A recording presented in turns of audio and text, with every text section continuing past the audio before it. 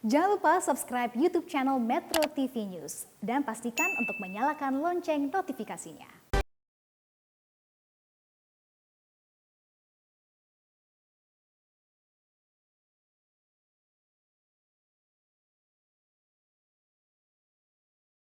Harga kebutuhan pokok menjelang Ramadan dan Lebaran seharusnya menjadi harga mati.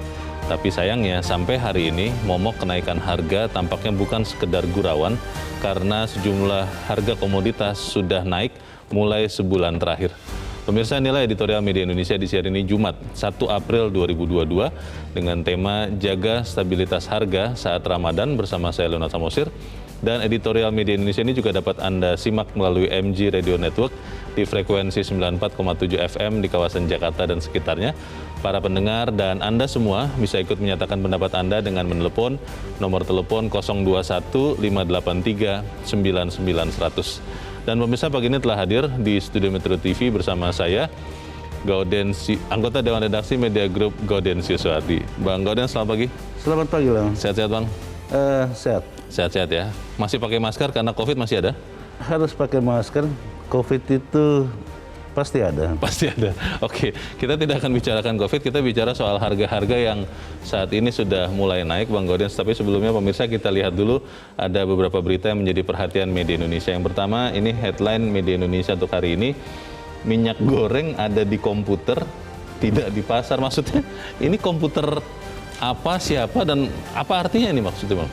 Ya, di Kementerian Perdagangan itu ada komputer yang merekam seluruh aktivitas laporan tentang minyak goreng. Oh. Di layar komputer itu memang semuanya tersedia, tetapi ketika DPR Komisi 4 ke lapangan, ke pasar, tidak ditemukan minyak gorengnya. Oh. Karena itu disebutkan di sana bahwa minyak goreng itu memang ada di komputer, tapi tidak ada di pasar. Oke. Ini padahal kan sebetulnya Menteri Perdagangan dan semua jajarannya, kalau saya lihat di media sosialnya, Bang, itu hampir tiap hari itu turun ke pasar loh, Bang.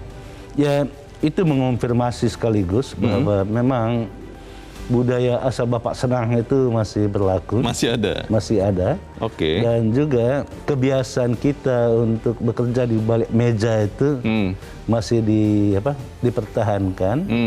Dan orang tidak pernah belajar dari seorang Presiden Jokowi. Presiden Jokowi itu selalu berpikir besar dan detail. Oh. Mungkin di Kementerian Perdagangan itu pikiran besar yang sudah ada. Ada layar komputer di sana untuk mengecek keberadaan minyak goreng dan komoditas lainnya.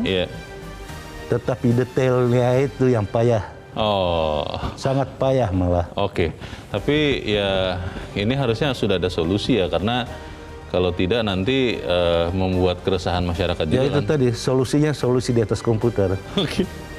Berarti mungkin harus cari ahli komputer, Bang, untuk bisa memastikan bahwa data itu benar. Tapi itu akan kita bahas terkait hal itu di bagian berikutnya di editorial ya, Bang Gauden. Kita pemirsa tinggalkan berita itu dulu, kita ke berita selanjutnya. Ini masih dari halaman 1 di harian Anda.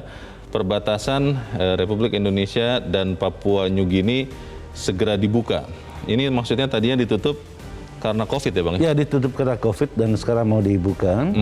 Ada hal yang menarik, misalnya dari Papua New Guinea ya, berharap tidak sekedar bertetangga, tetapi kita harus menjadi saudara satu sama lain. Oh. Karena selama ini oleh Papua New Guinea menganggap bahwa Indonesia sudah banyak membantu negara tersebut. Tentu mestinya bagi Indonesia ini penting juga membantu Papua New Guinea, tetapi sekaligus mestinya bisa dimintakan kepada Papua New Guinea untuk memastikan tidak ada terorisme atau kelompok-kelompok separatis yang berlindung di negara tersebut. Ini yang mesti dijadikan modal bagi Indonesia untuk berdialog dengan Papua New Guinea. Karena selama ini itu sering terjadi ya, KKB dari Papua berlari ke PNG gitu. Tidak berlari sih, berjalan ke sana. Oke. Kalau berlari kesannya berbahaya begitu ya. Ini berjalan dengan tenang begitu. Oke, semoga Papua New Guinea kemudian juga Ya, karena di dalam berita ini dikatakan Bang Godes dan pemirsa bahwa hubungan Papua New Guinea itu bukan sekedar sahabat tapi lebih seperti saudara. Ya, kalau saudara saling jaga begitu Ya, kan. saling jaga. Itu kalau saudara ya. Oke. Kalau tidak ya kita bertanya-tanya, saudara betulan apa saudara-saudaraan. Kita tinggalkan itu, kita ke editorial. Editorial ini senapas dengan apa yang terjadi sekarang. Kita hari ini Bang Godes dan pemirsa nanti sore ya, kalau tidak salah akan menantikan kapan dimulainya bulan suci Ramadan, bulan puasa. Editorial mengatakan jaga stabilitas harga saat Ramadan. Ini menarik Bang Godes karena menjaga stabilitas kan asosiasinya adalah menjaga supaya bisa tetap dibeli. Tapi kan sekarang harga-harga ini sudah di atas, sudah mahal. Jadi maksudnya jaga tetap mahal atau seperti apa nih Bang Godes? Ya, kesan itu sih ada ya. Apalagi mulai tadi malam itu, mulai hari ini, bahan bakar minyak juga udah naik ya. Oke, yang non subsidi ya? Yang non subsidi. Biasanya itu kan kenaikan-kenaikan seperti itu mengerek kenaikan lainnya. Tetapi khusus untuk harga bahan pokok sudah mulai naik memang sejak beberapa minggu terakhir ya. Tetapi kalau minyak goreng sudah lebih dari 6 bulan, berbulan-bulan naiknya dan tidak bisa ditahan. Iya, dia lebih awal ya. Ada setidaknya ada 3 jenis kenaikan sekarang ini. Yang pertama itu kenaikan bahan pokok yang impor. Di situ ada kedelai ya. Kedelai itu ya ini yang mesti diperhatikan oleh pemerintah, jangan sampai kenaikan itu memberatkan masyarakat kecil. Betul. Yang kedua itu kenaikan bahan pokok yang akibat cuaca. Itu ada. Ketiga itu memang permainan. Dan ini yang paling banyak gitu. Orang mengambil keuntungan dan itu paling banyak. Katanya. Ya, disebut sih ada mafia, tapi kan mafia tidak ada gitu. Itu dia pertanyaannya. Bagaimana bisa pemerintah menjaga stabilitas harga saat Ramadan? Karena beberapa komoditas, Bang, minyak goreng tadi Bang Godes sudah berkali-kali sebutkan, sudah keburu naik duluan begitu. Dan ini kan susah Bang menurunkan harganya, bagaimana? Ya loh, sama seperti yang komputer tadi, janjinya kemarin juga dijanjikan juga, dan berkali-kali dijanjikan akan menjaga stabilitas harga sepanjang Ramadan. Kita berharap janji itu bisa dipegang. Karena manusia itu kan yang dipegang janjinya. Cuman kalau politisi tidak bisa dipegang janjinya. Itu persoalannya. Karena kadang-kadang depan dan belakang suka berbeda. Tapi kita akan bahas itu Bang Godes dan pemirsa. Inilah editorial Media Indonesia untuk hari ini Jumat 1 April 2022. Jaga stabilitas harga saat Ramadan.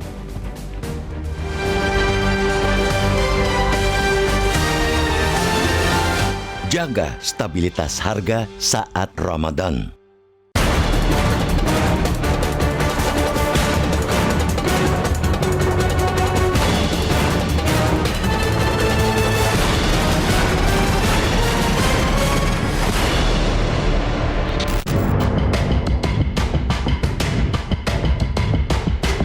Kisruh minyak goreng belum sepenuhnya usai. Kelangkaan dan harga tinggi, khususnya untuk jenis minyak curah, masih terjadi di sejumlah daerah.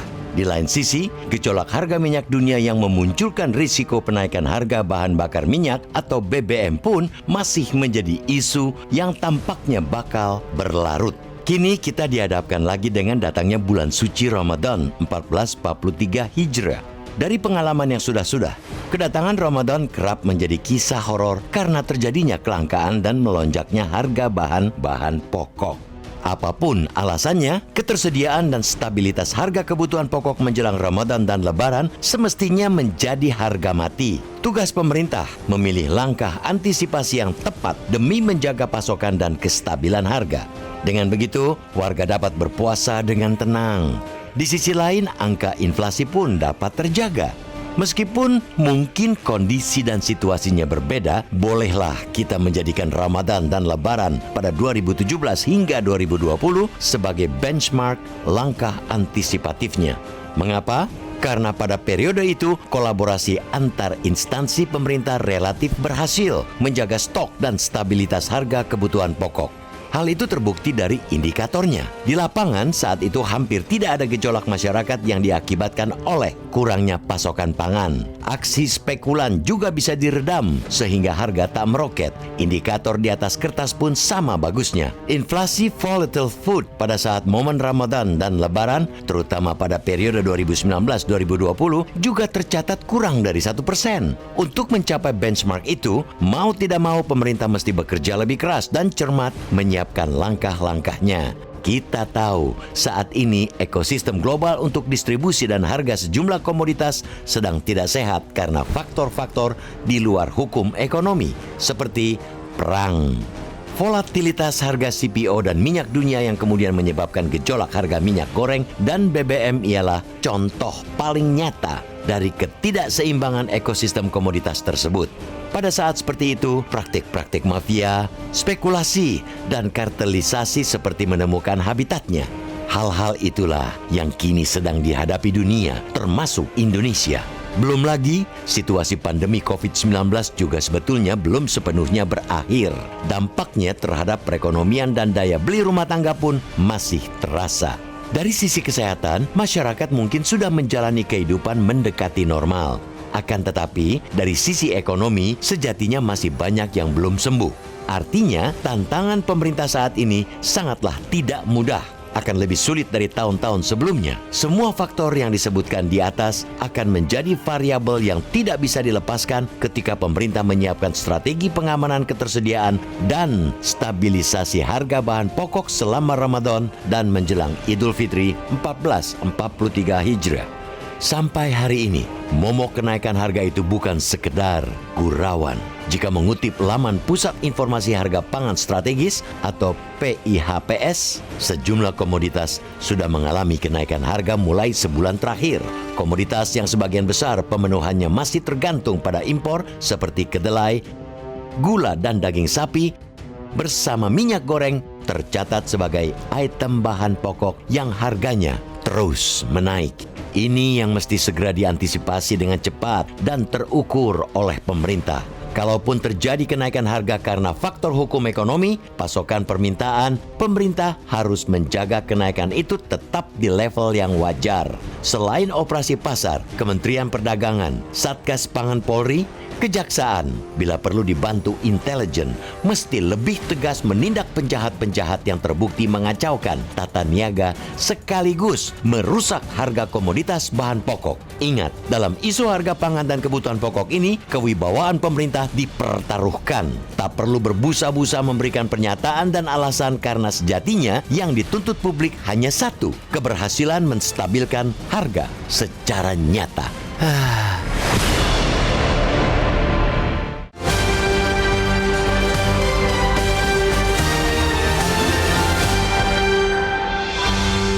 Di bagian berikut, Anda bisa ikut menyatakan pendapat Anda terkait editorial pada hari ini. Pemirsa, untuk saat ini tetaplah bersama kami.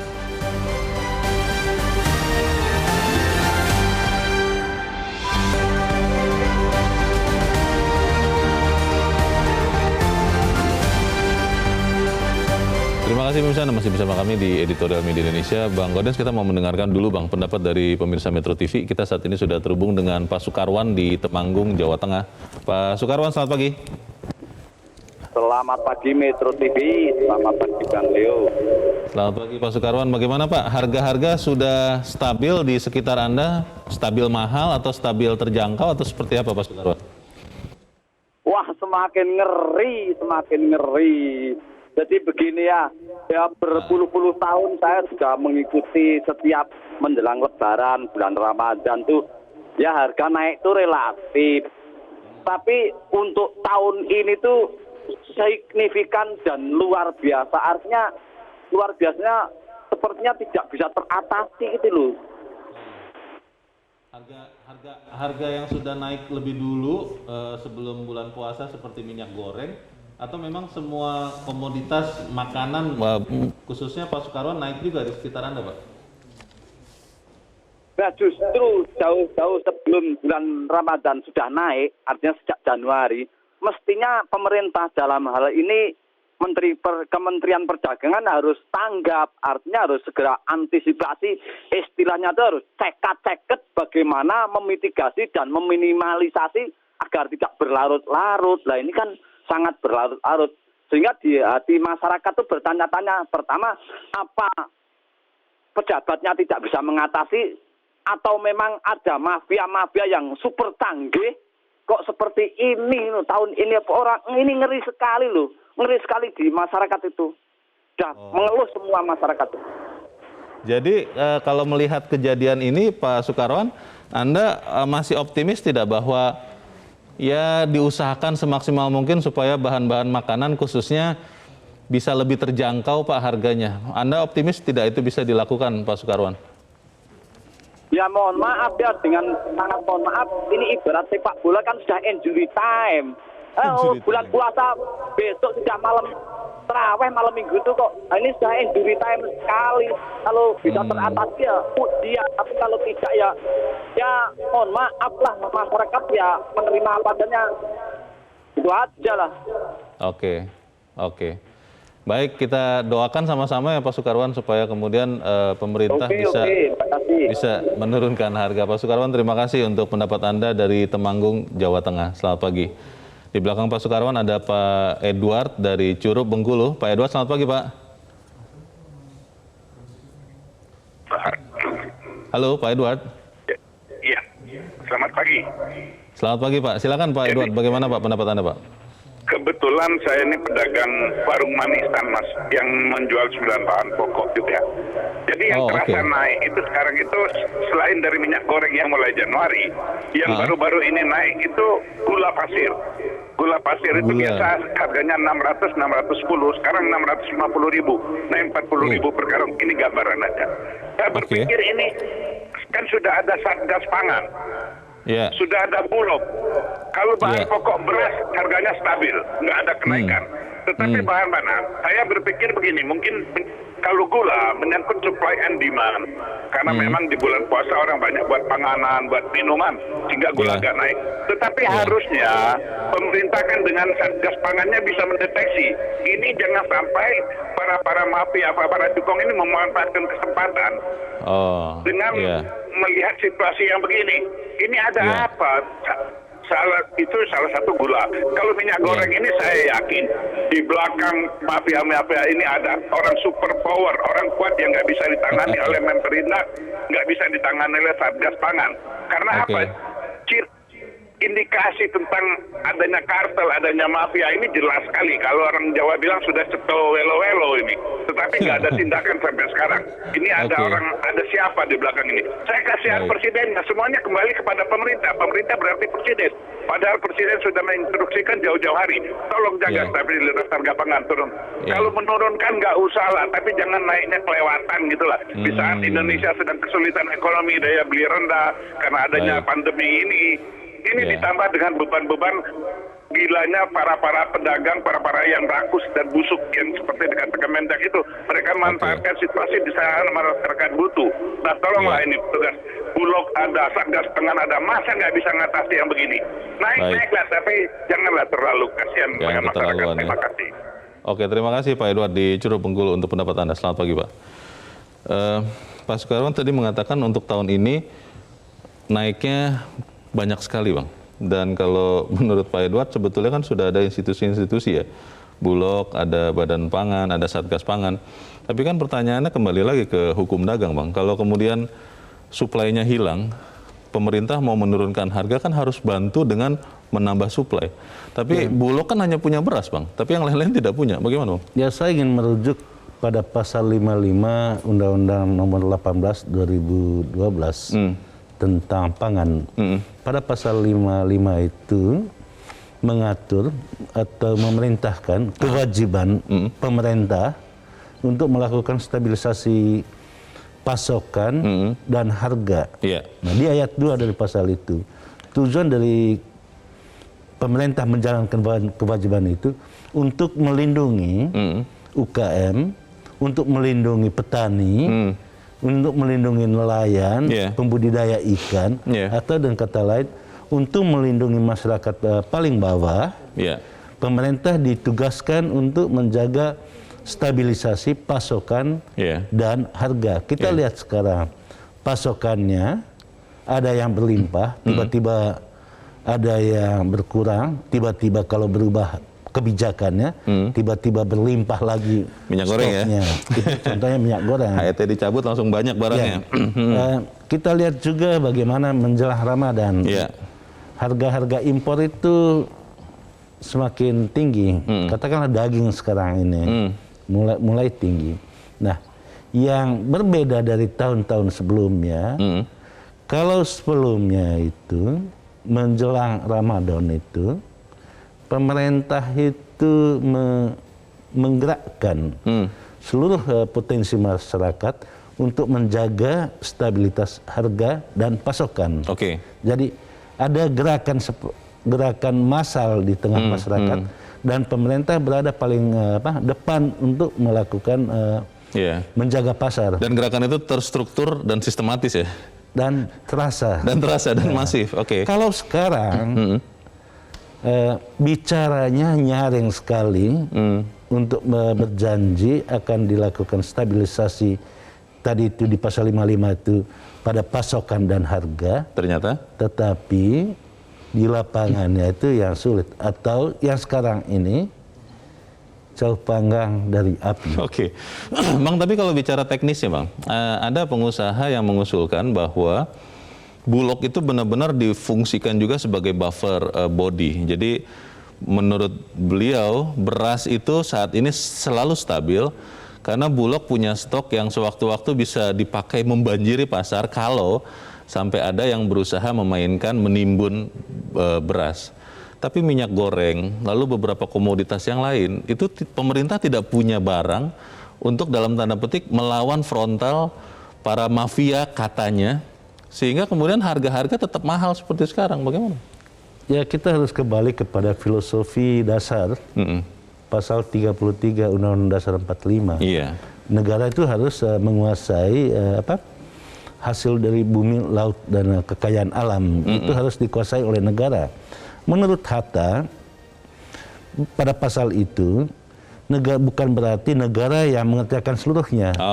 Tetapi negara harus mengendalikan pengendalian itu. Kalau kita lihat dari putusan Mahkamah Konstitusi itu kan, pengertian dari mengendalikan itu, pemerintah harus melakukan intervensi, pemerintah tidak boleh menyerahkan harga itu pada pasar. Itu putusan Mahkamah Konstitusi. Jadi pemerintah harus bisa melawan yang disebut mafia itu ya? Ya, kalau seandainya kementerian sekarang ini mematuhi betul perintah konstitusi dan juga perintah putusan Mahkamah Konstitusi, mestinya sih tidak ada seperti yang sekarang ini. Iya Bang, tapi masalahnya kan sekarang harga-harga sudah keburu naik ya, sudah mahal nih. Apakah kemudian masih bisa diupayakan untuk menurunkan beberapa komoditas penting lah, tidak harus semua misalnya, supaya kemudian rakyat itu melihat pemerintah ini memang masih ada begitu dan bisa mengintervensi untuk kesejahteraan mereka. Tapi gini loh, perlu juga dipahami psikologi harga. Ketika terlalu sering berbicara tentang kenaikan harga, itu sama saja memberi komando untuk melakukan kenaikan seluruh Nah, itu pada satu sisi. Tetapi pada sisi lain, memang harus ada kerja nyata. Yang ada ini kan kalau kerja di media sosial itu banyak sekali orang, di mana-mana itu diberitakan bahwa sedang bekerja, tetapi nyata di lapangan itu kan tidak. Contoh paling nyata itu seperti yang diberitakan di berita utama media Indonesia hari ini, bagaimana Komisi 4 itu mendatangi pasar, tetapi di sana tidak ada sama sekali barangnya. Meskipun di komputer di kementerian itu dikatakan bahwa barangnya ada di sana. Apa yang bisa dilakukan Bang dalam waktu sangat dekat untuk kemudian membuat 1-2 komoditas turun harga lah ya, tidak usah semua, supaya kemudian saudara-saudara kita semua yang melaksanakan ibadah puasa ini bisa benar-benar merasakan ketenangan. Tapi kita akan bahas di bagian berikut. Bang Gaudenz bisa tetap bersama kami. Editorial Media Indonesia segera kembali.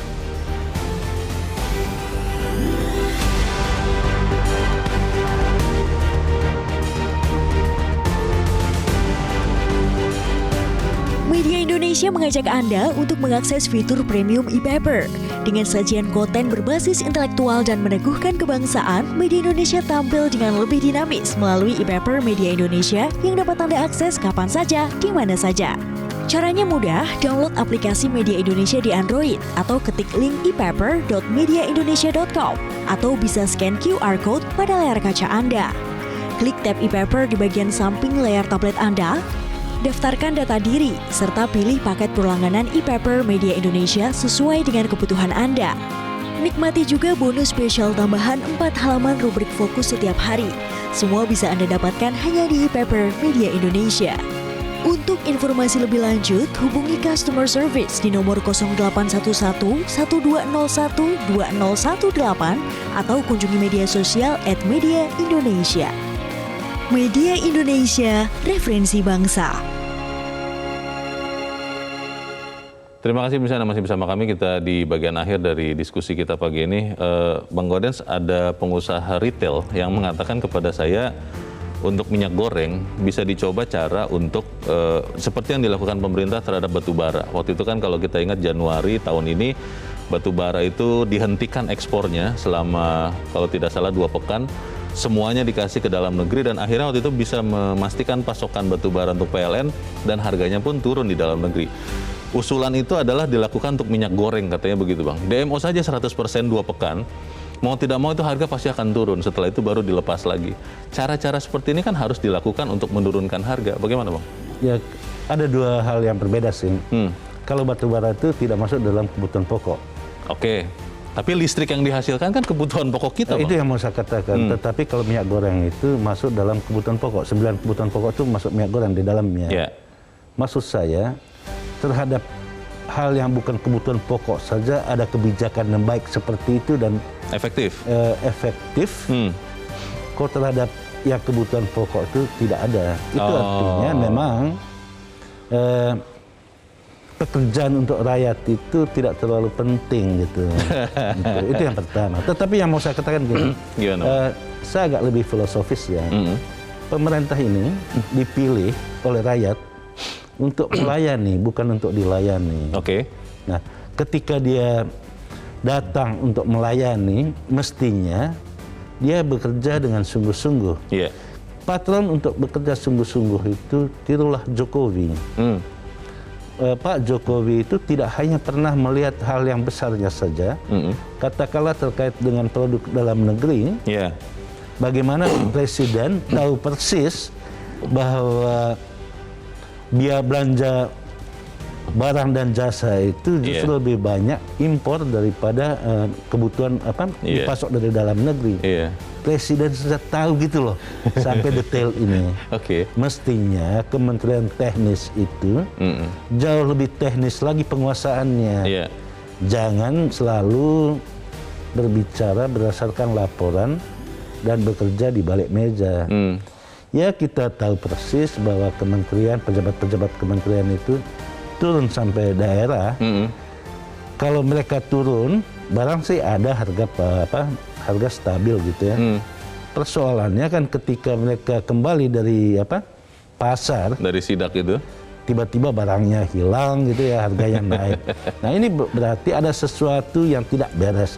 Nah, di hulunya mesti diselesaikan ketidakberesan itu, baru kita berbicara di hilirnya.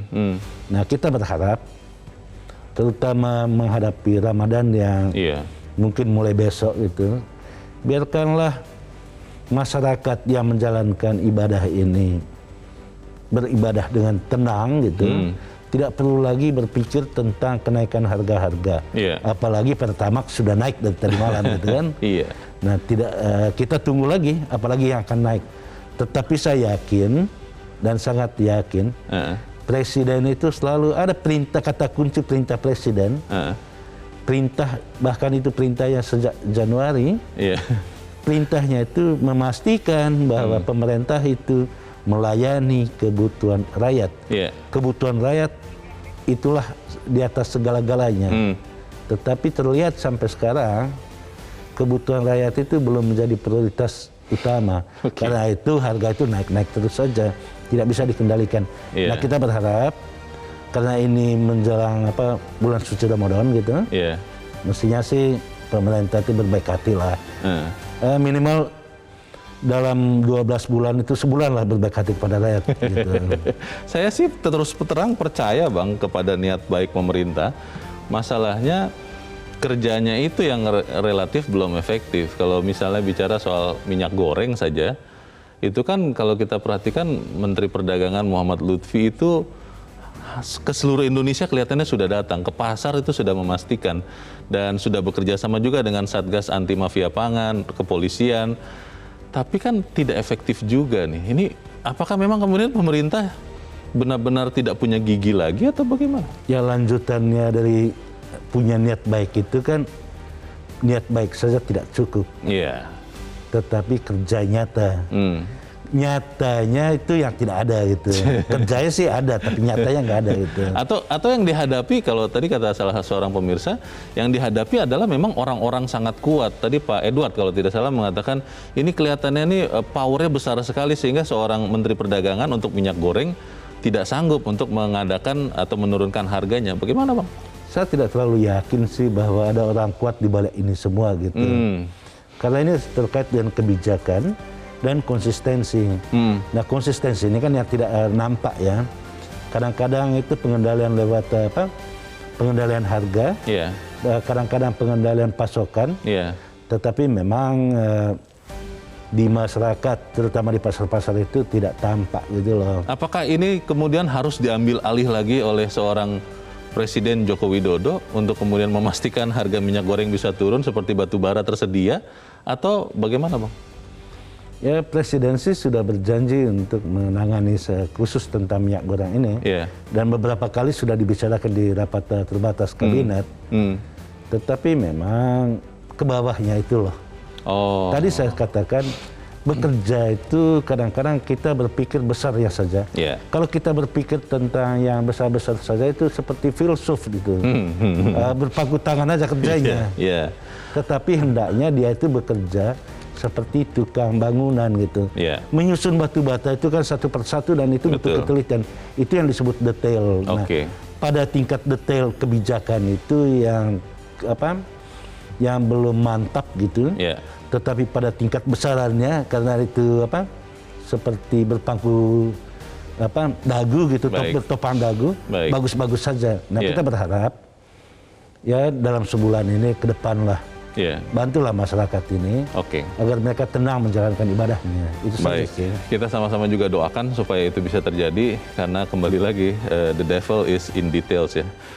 Bang Gaudens, terima kasih sudah hadir di tempat ini Bang. Selamat pagi. Pagi loh. Pemirsa, satu hal yang perlu diingat dalam isu harga pangan dan kebutuhan pokok, kewibawaan pemerintah juga dipertaruhkan. Tidak perlu berbusa-busa memberi pernyataan dan alasan, karena sejatinya yang dituntut publik hanya satu, yaitu keberhasilan untuk menyetabilkan harga, atau kalau saya boleh katakan menurunkan harga secara nyata. Saya Leonard Samosi berterima kasih Anda sudah menyaksikan. Tetap pakai masker, Anda cuci tangan Anda, kalau tidak perlu tidak usah kemana-mana. Selamat pagi, sampai jumpa.